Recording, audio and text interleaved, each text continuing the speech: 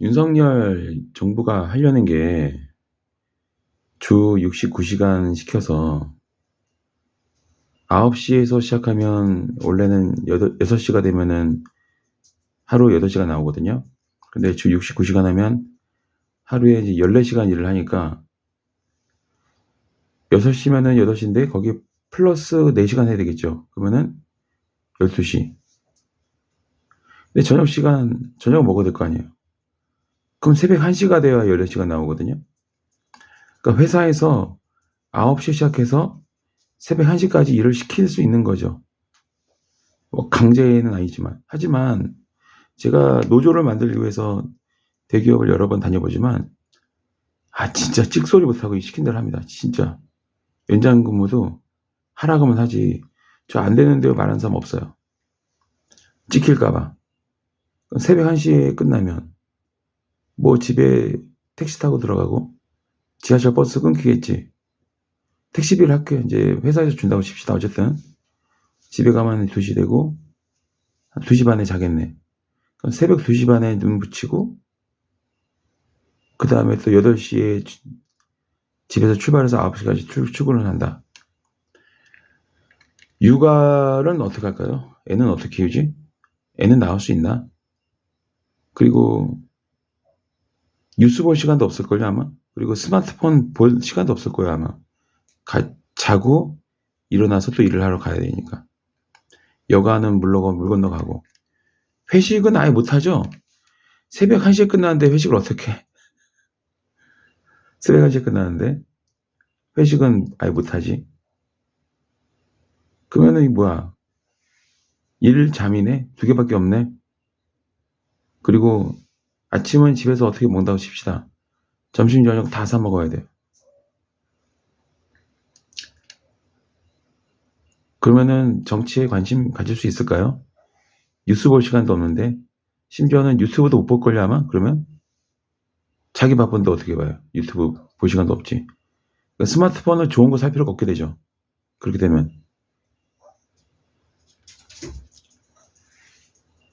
거기다가 강제동원 해법은 대법원의 명확한 판결이 있는데 그건 또 무시하고, 행정부가 사법부를 무시한다? 전형적인 국민 갈라치기거든요.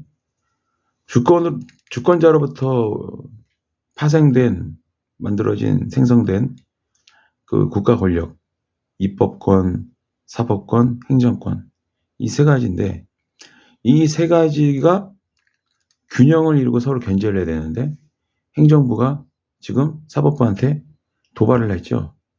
니네가 무슨 판결을 내리건 우리는 인정할 수 없다. 웃기지 마.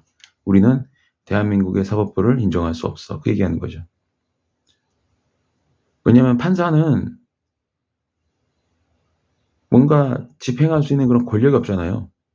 행정부는 경찰, 검찰, 네, 이렇게 나 있어요. 심지어는 공수처도 행정부로 봐야 되나? 아니면 독립된 기관을 봐야 되나 애매하네요.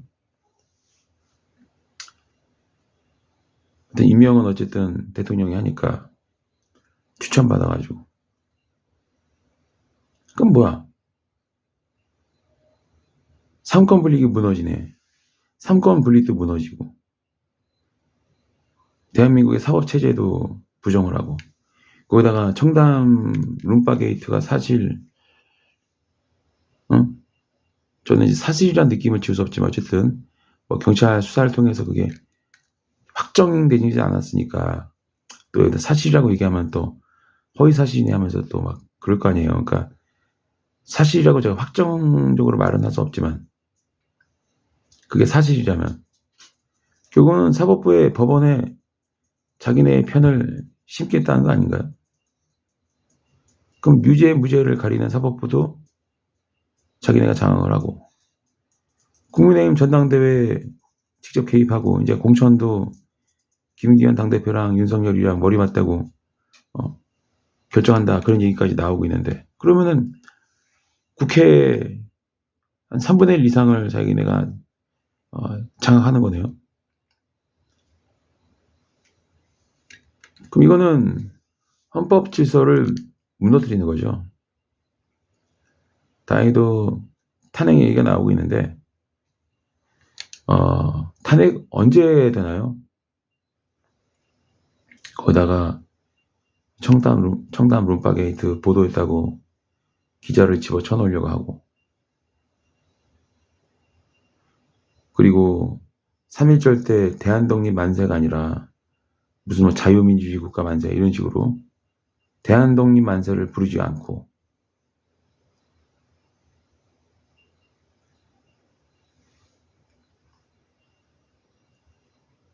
국민의힘 정당은 구구정당도 아니에요. 국적 자체가 대한민국이 아니에요. 근데 국민의힘을 지지하는 국민들이 이렇게 많은 거 보면 도대체가 이 대한민국이 식민지가 되기를 바라는 국민들이 한 3분의 1 이상은 되는 건 아닌가 싶어요. 한 30몇 %는 선거 또 투표하면은 40% 정도 나오잖아요, 국민의힘이. 그러니까 40%의 국민이 일본의 식민지가 되기를 바라는 것 같아요.